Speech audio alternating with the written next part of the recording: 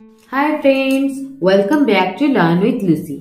आज इस वीडियो में हम लोग यूपीएससी का ज्योग्राफी रिलेटेड एक क्वेश्चन को डिस्कशन करेंगे और ये जो क्वेश्चन है रिसोर्स के बेस पे ये क्वेश्चन है। ठीक है, क्वेश्चन है explain the concept of resource planning in India, why is it essential. Resource planning जो है इंडिया में, जो रिसोर्स प्लानिंग है उसका कंसेप्ट क्या है इंडिया में और ये क्यों इंडिया में इतना जरूरी है। ठीक है, आंसर में क्या लिखेंगे, इंट्रोडक्शन पहले आता है। Resource planning is the systematic and judicious use of natural resources. Natural resources का सिस्टमेटिक एंड जुडिशियस यूज को क्या बोलते हैं, रिसोर्स प्लानिंग। ये किस लिए होता है, to meet the need of present का जो नीड है वो क्या करता है ना, फुलफिल करता है। उसके साथ साथ फ्यूचर जनरेशन का भी नीड को ये क्या करता है ना, फुलफिल करता है। नीड को फुलफिल करने के साथ साथ ये किस फैक्टर के ऊपर ध्यान देना चाहिए, व्हाइल एंश्योरिंग इकोलॉजिकल बैलेंस को वो ध्यान में रखेगा और उसके साथ साथ क्या करेगा ना, सस्टेनेबल डेवलपमेंट को भी, ये दोनों फैक्टर को भी वो ध्यान में रखते हुए जो प्लानिंग, रिसोर्स के लिए जो प्लानिंग होता है उसको क्या बोलते हैं ना, रिसोर्स प्लानिंग। तो resource planning is the systematic and judicious use of natural resources to meet the need of present and future generation, जो कि प्रेजेंट एंड फ्यूचर जनरेशन का नीड को फुलफिल करता है, while ensuring ecological balance and sustainable development। ठीक है, अभी आते हैं अकॉर्डिंग, इंट्रोडक्शन के बाद, according to the national natural resource management system जो कि है NNRMS, गवर्नमेंट ऑफ इंडिया का ये एक सिस्टम है जो कि क्या करता है ना, resource in which resource planning involves. Resource planning के अंदर क्या क्या इन्वॉल्व है, ये जो सिस्टम जो बता रहा है रिसोर्स प्लानिंग के अंदर क्या क्या इन्वॉल्व होना चाहिए। एक है आइडेंटिफिकेशन, पहले रिसोर्स को आइडेंटिफाई करो, देन इन्वेंटरी, उससे क्या बनाओगे। ठीक है, एंड सस्टेनेबल यूटिलाइजेशन, उसको मतलब सस्टेनेबली यूटिलाइज करो, मतलब लेस रिसोर्सेज से मोर प्रोडक्ट जनरेट करो।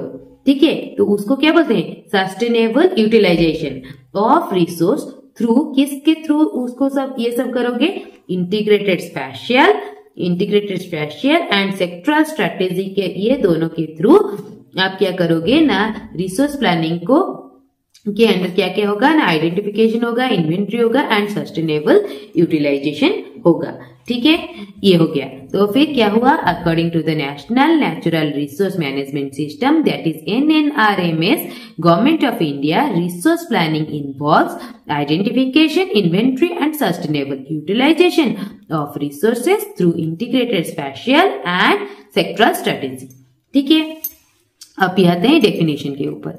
Resource planning is the scientific, technological and policy based process.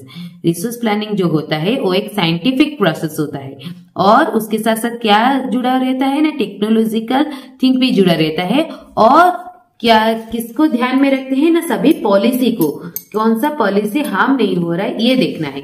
Policy based process for of identifying, assessing, identify करना है रिसोर्स को, देन एसेस करना है, उसको एक्सट्रैक्ट करना है, देन डेवलप करना है, डेवलपिंग एंड कंजर्विंग रिसोर्सेज, उसके साथ साथ रिसोर्स को स्टोर भी करके रखना है, कंजर्व करके रखना है, to ensure they are optimal, जिससे कि हम लोग लेस रिसोर्सेज को यूज करके मोर प्रोडक्ट हम लोग जनरेट कर सकते हैं। उसको क्या बोलते हैं, ऑप्टिमल एंड इक्विटेबल मतलब बोथ प्रेजेंट एंड फ्यूचर के जनरेशन को इक्वली हमें देखना है, एंड सस्टेनेबल यूज, सस्टेनेबली हमें यूज करना है, मतलब लेस प्रोडक्ट्स, लेस मटेरियल से हम मोर प्रोडक्ट्स जनरेट कर पाए। ठीक है, डेफिनेशन हो गया। तो डेफिनेशन क्या है, resource planning is the scientific, technological and policy based. Resource planning के अंदर तो तीनों चीज होना चाहिए, साइंटिफिक मतलब साइंस बेस्ड भी चीजें होना चाहिए, क्योंकि उससे हमें क्या करना है ना, इन्वेंट करना है, न्यू चीज इन्वेंट करना है। तो साइंटिफिक होना चाहिए और उसके साथ साथ उसमें टेक्नोलॉजी भी यूज होना चाहिए और ये सब के साथ साथ हम लोग पॉलिसी के ऊपर भी ध्यान रखना चाहिए। Best process of identifying, assessing, developing and conserving resources to ensure their optimal and equitable. Equitable मतलब क्या है? प्रेजेंट एंड फ्यूचर दोनों को इक्वली हमें देखना है, सस्टेनेबल यूज। देन आते हैं concept of resource planning in India. India में एक रिसोर्स प्लानिंग का कंसेप्ट क्या है? India is endowed with vast but evenly distributed natural resources. मतलब इंडिया में बहुत सारा नेचुरल रिसोर्सेस है, पर एक मतलब सभी जगह पे इक्वली डिस्ट्रीब्यूटेड नहीं है, किसी जगह पे है, किसी जगह पे बिल्कुल ही नहीं है, तो अनइवनली डिस्ट्रीब्यूटेड हुआ है। ठीक है ना? जैसे कि हो गया फर्टाइल लैंड, कहीं पे फर्टाइल लैंड है, कहीं पे मिनरल्स ज्यादा है, कहीं पे वाटर ज्यादा है, कहीं पे फॉरेस्ट ज्यादा है एंड कहीं पे एनर्जी सोर्सेस ज्यादा है, किसी जगह पे है, किसी जगह पे नहीं है, तो अनइवनली ये क्या है ना, डिस्ट्रीब्यूटेड है। Hence, planning is essential to bridge the gap between the regions of abundance। मतलब क्या है? इसीलिए प्लानिंग जरूरी है, क्योंकि वो एक ब्रिज बनाता है, जो गैप है, जिस जगह पे ज्यादा है, जिस जगह पे बिल्कुल नहीं, उनके बीच में एक ब्रिज बनाता है, जिससे कि इक्वली सभी रीजन को इक्वली वो चीज डिस्ट्रीब्यूट हो पाए। ठीक है? रीजियंस ऑफ अबंडेंस, अबंडेंस मतलब जहां पे भरपूर है, जैसे कि हो गया झारखंड हो गया, उड़ीसा हो गया, छत्तीसगढ़ हो गया, एंड रीजियंस ऑफ स्कैर्सिटी जहां पे बिल्कुल ही नहीं है, जैसे कि राजस्थान हो गया, लद्दाख हो गया, पार्ट ऑफ वेस्टर्न घाट हो गया। इन सब में क्या है? बिल्कुल ही नहीं है। जहां पे है और जहां पे नहीं है, उन दोनों के बीच में ये जो रिसोर्स प्लानिंग है, ये क्या करता है? एक ब्रिज बनाता है, जिससे कि वो हर एक मटेरियल क्या होगा ना, इक्वली डिस्ट्रीब्यूट हो पाए। तो इसके वजह से वो लोग वो चीज को, मटेरियल को यूज करके मोर प्रोडक्ट्स जनरेट कर पाए। देन आते हैं stage, 3 stage of resource planning. Resource planning का क्या क्या स्टेज है? 3 स्टेज है। पहला स्टेज है रिसोर्स आइडेंटिफिकेशन एंड सर्वे। पहले रिसोर्स को आइडेंटिफाई करना है और उसके ऊपर सर्वे करना है, जैसे कि मैपिंग हो गया, सर्वेइंग हो गया, या फिर assessing the quantity and quality of resources. जो रिसोर्सेज हमें मिला है उसका क्वालिटी कितना है और क्वालिटी कैसा है, और उसका अमाउंट कितना है, वो कितने अमाउंट में अवेलेबल है, क्वांटिटी कितना है। Using remote sensing and GIS and remote sensing को यूज करके हम लोग क्या कर पाएंगे ना, रिसोर्स कहाँ पे है उसका क्या करेंगे ना, पता लगा पाएंगे। जैसे कि मैपिंग, सर्वेइंग एंड मैपिंग करने के बाद, सर्वेइंग करने के बाद पता चल गया कि यहाँ पे रिसोर्सेस है और उसका क्वांटिटी कितना है और क्वालिटी कितना है, ये पता करना है। ये सब क्या होता है ना, रिसोर्स आइडेंटिफिकेशन एंड सर्वे के अंडर आता है। Example, national natural resource repository that is NNRR and Bhuvan platform किसका है ना, ISR 2023 का डाटा है। तो ये दोनों क्या है, example of resource identification and survey. Then second में आता है, सेकेंड स्टेज आता है रिसोर्स डेवलपमेंट। रिसोर्स को अभी क्या करना है, हम लोग आइडेंटिफाई कर लिए, सर्वे कर लिए, कितना क्वांटिटी है, कितना क्वालिटी है, ये सब सर्वे कर लिए। ठीक है? कहाँ पे है, किस जगह पे है, तो ये सब सर्वे कर लिए। तो अभी क्या करना है, रिसोर्स को डेवलप करना है। तो क्रिएटिंग इंफ्रास्ट्रक्चर, एक इंफ्रास्ट्रक्चर क्रिएट करना है, एंड टेक्नोलॉजी, उसमें टेक्नोलॉजी को भी यूज करना है फॉर एक्सट्रैक्शन। तो वो जो रिसोर्स से हमें जो मटेरियल चाहिए उसको एक्सट्रैक्ट करना है, उसके लिए हमें क्या करना है, एक इंफ्रास्ट्रक्चर क्रिएट करना है, जैसे कि प्लांट्स वगैरह बनाना है, और उसके साथ साथ उसमें बेस्ट टेक्नोलॉजी भी यूज करना है, जिससे कि हम लोग लेस रिसोर्सेज से मोर मटेरियल्स हम लोग जनरेट कर पाए और उसमें लॉस बहुत ही कम हो, तो उसको बोलते हैं। एंड ट्रांसपोर्टेशन, मतलब कितना ट्रांसपोर्टेशन हो रहा है, मतलब जो जिस जगह पे रिसोर्स है उससे हम लोग, जहां पे हम लोग मटेरियल एक्सट्रैक्ट कर रहे हैं उससे कितना दूर है, वो जो प्लांट है वो कितना दूर है, ट्रांसपोर्टेशन कॉस्ट कितना पड़ रहा है, एंड प्रोसेसिंग, ये सब जो होने के लिए जो प्रोसेसिंग हो रहा है, ये सब क्या होता है ना, रिसोर्स डेवलपमेंट के अंडर आता है। ये कौन करता है ना, प्रधानमंत्री खनिज क्षेत्र Kalyan Yojana, PMKKY for mineral development. ये सब मिनरल डेवलपमेंट के लिए एक योजना बनाया गया है, जो कि होता है प्रधानमंत्री खनिज क्षेत्र कल्याण योजना। ठीक है? अभी थर्ड स्टेज पे आते हैं, resource utilization and conservation, resource को अभी कैसे किस तरह से हम लोग यूटिलाइज करें और उसके साथ साथ हम लोग उसको स्टोर करके भी रख पाए, मतलब उसका मिसयूज ना कर पाए, कंजर्व करके रख पाए, कंजर्वेशन। तो balancing use and preservation through loss and policies and awareness, तो इसका यूज को क्या करना है, यूज एंड प्रिजर्वेशन के बीच में बैलेंस रखना है, कितना यूज कर रहे हैं कितना प्रिजर्व कर रहे हैं, उसके अंदर जैसे कि बैलेंस होगा। हम लोग मैक्सिमम यूज कर रहे हैं, लेस प्रिजर्व कर रहे हैं, तो ऐसे तो नहीं होगा ना, यूज भी जितना कर रहे हैं प्रिजर्व भी उससे ज्यादा करना चाहिए, क्योंकि हमारा फ्यूचर जनरेशन के लिए वो चीज चाहिए होगा।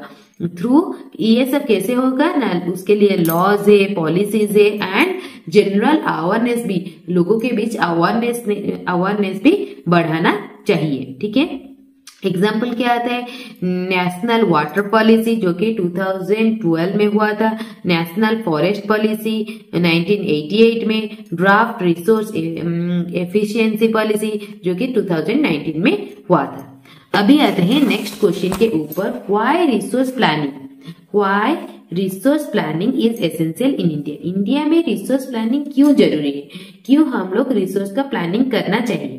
पहला पॉइंट है uneven distribution of resources, resources evenly distribute नहीं हुए, हर जगह पे इक्वली डिस्ट्रीब्यूट नहीं हुए, कहीं पे बहुत ज्यादा है तो कहीं पे बिल्कुल ही नहीं है, तो इस वजह से रिसोर्स प्लानिंग जरूरी है। ईस्टर्न इंडिया जैसे कि हो गया, झारखंड हो गया, छत्तीसगढ़ हो गया, उड़ीसा हो गया, has 70% of coal iron bauxite reserves, तो उनके यहाँ पे 70% कोल आयरन बॉक्साइट है, वाइल वेस्टर्न मतलब वेस्टर्न में और साउदर्न में, साउदर्न इंडिया फेसेस स्कार्सिटी, मतलब वहां पे बिल्कुल ही नहीं। तो इसीलिए इन सब रीजन में बैलेंस बनाने के लिए, बैलेंस्ड रीजनल डेवलपमेंट, सभी रीजन का जो डेवलपमेंट होता है वो बैलेंसली मतलब इक्वली बढ़े, ठीक है ना। Development needs resource based planning, इसके लिए हमें रिसोर्स बेस्ड प्लानिंग का जरूरत है।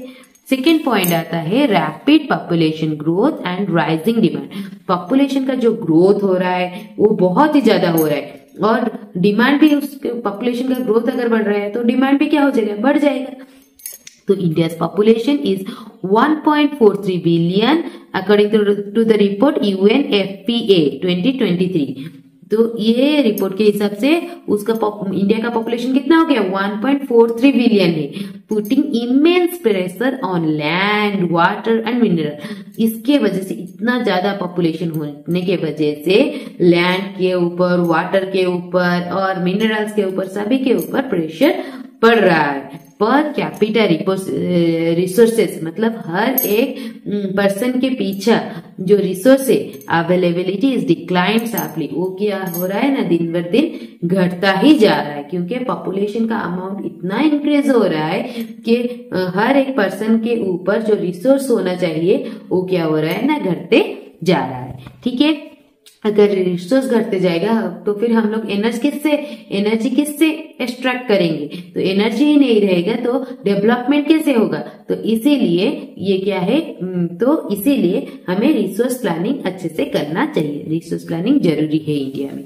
थर्ड कॉज है एनवायरमेंटल डिग्रेडेशन, और क्या हो रहा है ना, मतलब एनवायरमेंट, हम लोग रिसोर्स को यूज कर रहे हैं और उससे प्रोडक्ट बना रहे हैं, पर उसके वजह से एनवायरमेंट भी क्या हो रहा है ना, डिग्रेड हो रहा है, पॉल्यूटेड हो रहा है। तो उसको एनवायरमेंट में हम लोग रह रहे हैं, अगर एनवायरमेंट पॉल्यूट होगा तो हमें भी रोग बीमारी सब कुछ होने लगेगा और डिजीजेस वगैरह, और कुछ दिन के बाद ऐसे ही अगर चलता रहेगा तो हमारा जीना ही मुश्किल हो जाएगा। तो इसीलिए हम लोग हमारा एनवायरमेंट को अच्छे से रखना चाहिए। तो इसके लिए हमें क्या चाहिए ना, रिसोर्स प्लानिंग चाहिए। India loses 5.3 billion tons of soil annually due to the erosion, soil erosion, soil क्या हो रहा है, खराब हो रहा है। कितना खराब हो रहा है, एक ईयर में 5.3 बिलियन टन्स ऑफ सॉइल खराब हो रहा है। किसके रिपोर्ट है, ICAR 2021 का रिपोर्ट के हिसाब से। तो सेकेंड पॉइंट क्या है, ground water depletion, ground water भी खत्म हो रहा है, ग्राउंड वाटर नहीं मिल रहा है, कि बहुत सारी जगह पे ग्राउंड वाटर नहीं मिल रहा है, जैसे कि 60% ऑफ डिस्ट्रिक्ट अंडर स्ट्रेस, मतलब 60% डिस्ट्रिक्ट में क्या है, ग्राउंड वाटर नहीं मिल रहा है। किसका रिपोर्ट है, नीति आयोग 2022 का रिपोर्ट है। Then resource planning helps mitigate climate change. Resource planning की वजह से हमारा ये जो क्लाइमेट चेंज हो रहा है इसको हम लोग हैंडल कर सकते हैं। और डेजर्टिफिकेशन, जो ग्राउंड वाटर क्या हो रहा है, नहीं मिल रहा है, तो क्या हो रहा है, डेजर्ट बनते जा रहा है। तो ये भी क्या होगा ना, ये वाला प्रॉब्लम भी हम लोग ओवरकम कर पाएंगे रिसोर्स प्लानिंग की वजह से। इस वजह से इंडिया में रिसोर्स प्लानिंग बहुत ही जरूरी है। अगर अच्छे तरीके से हम लोग रिसोर्स प्लानिंग नहीं करेंगे तो हमारा एनवायरमेंट क्या होगा ना, दिन ब दिन और भी ज्यादा डिग्रेड होते जाएगा। तो फोर्थ पॉइंट क्या है, इकोनॉमिक डेवलपमेंट एंड इंडस्ट्रियलाइजेशन। और क्या है, रिसोर्स प्लानिंग अगर हम लोग अच्छे से करेंगे, हमारा इकोनॉमी भी क्या होगा ना, अच्छे से डेवलप हो पाएगा और इंडस्ट्रियलाइजेशन भी हो पाएगा। तो for industrial growth and sustainable supply and raw material energy is vital.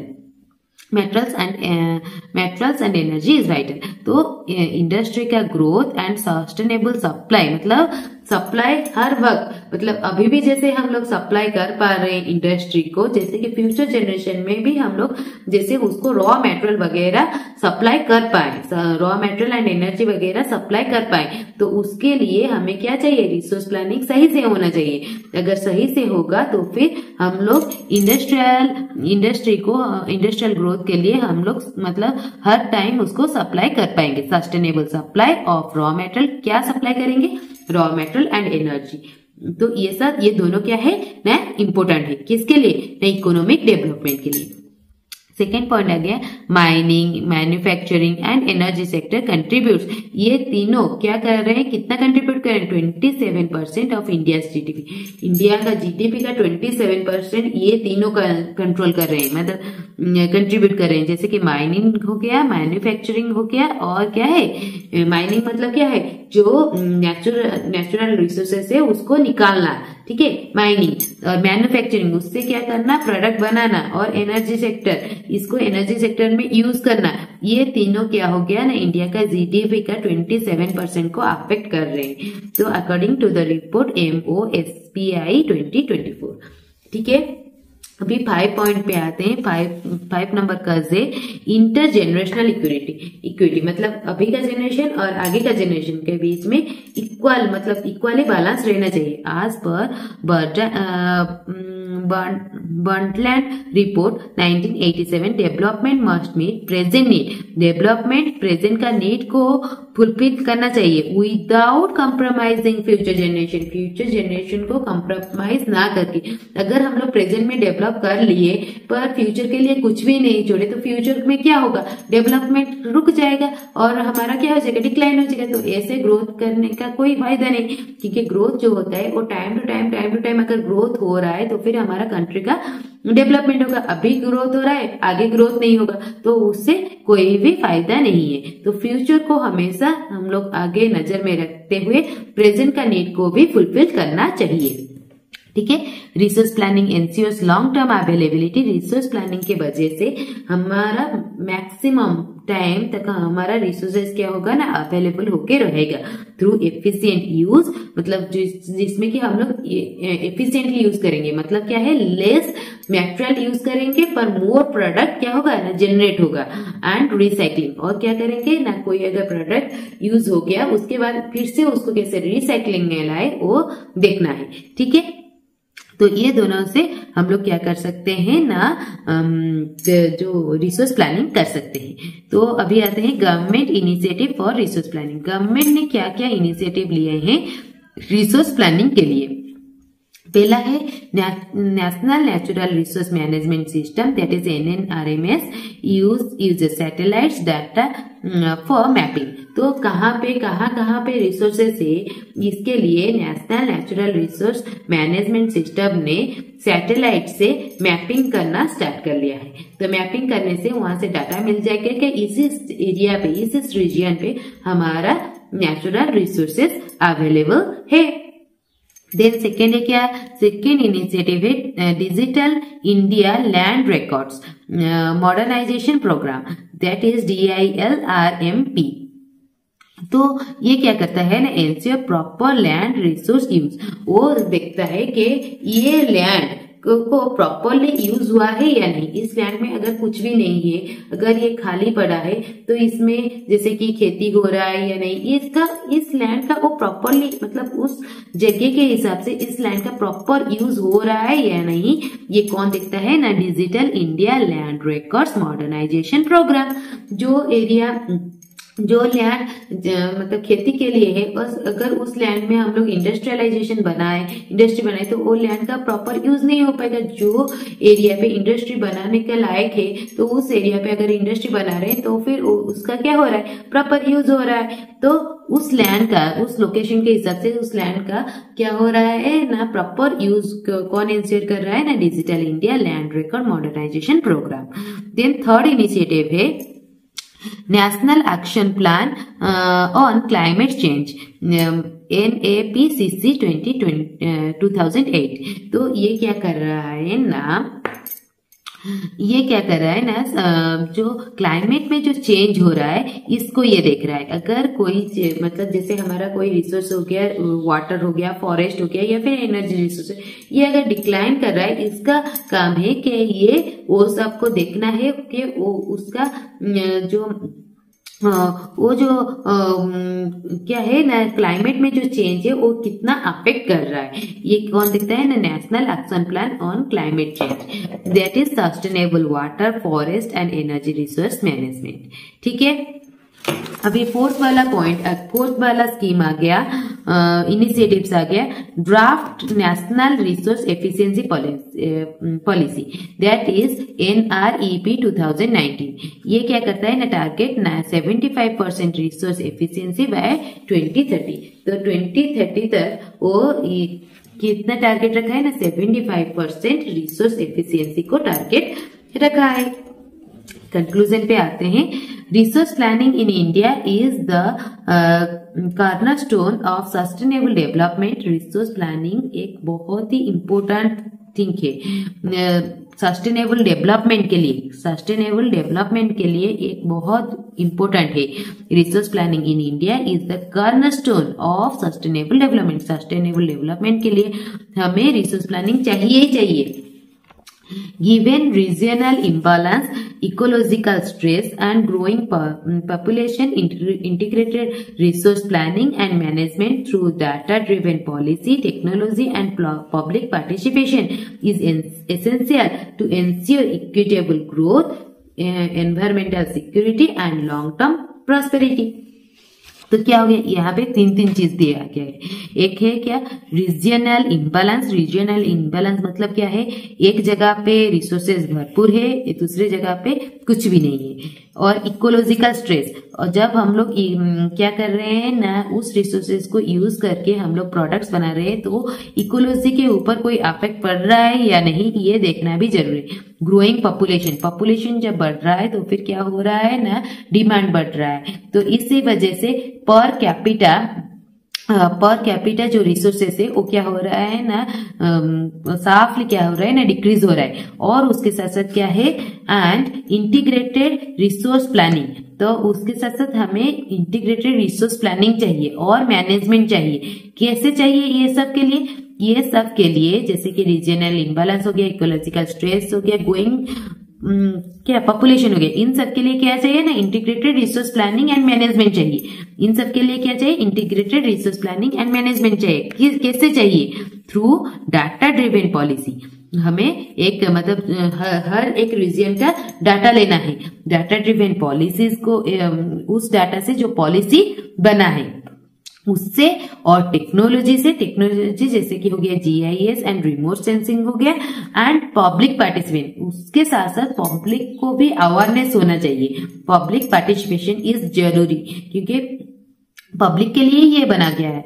Is essential to ensure, ये सब एसेंशियल है किसलिए ना, इक्विटेबल ग्रोथ, इक्वली ग्रोथ होगा सभी पे, इक्विटेबल ग्रोथ, और उसके साथ साथ एनवायरमेंटल सिक्योरिटी, एनवायरमेंट भी सिक्योर रहेगा, एंड लॉन्ग टर्म प्रॉस्पेरिटी, और आगे के लिए फ्यूचर के जनरेशन के लिए भी रिसोर्सेस अवेलेबल कंजर्व होके रहेगा। तो ये था क्या, रिसोर्स प्लानिंग का पूरा आंसर। तो कोई एक रिविजन कर लेते हैं क्या क्या था इसमें, एक था फॉरेस्ट कवर, कितना था 21.7% according to the data ISFR 2021। Soil loses data कितना है, 5.3 billion ton per year loss हो रहा है, और ये क्या हो रहा है, किसका, from source ICAR 2021। Second is groundwater stress, that is 60% district suffers from the groundwater stress from ये रिपोर्ट नीति आयोग का 2022 से आया है।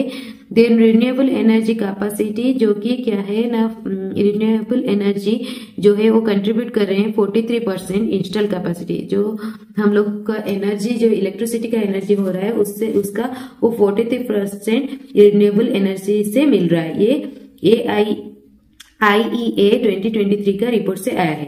देन फोर्थ वाला है रिसोर्स एफिशिएंसी टारगेट, ये कितना है ना 75% बाय 2030 तक क्या होना चाहिए ना 75% रिसोर्स एफिशिएंसी होना चाहिए।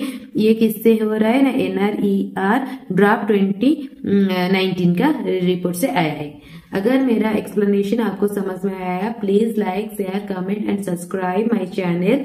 Thank you so much for watching. अगर आप चाहते हो कोई क्वेश्चन को एक्सप्लेन करने के लिए, आप मुझे कमेंट सेक्शन में क्वेश्चन सेंड कर सकते हो। Thank you so much, please subscribe my channel.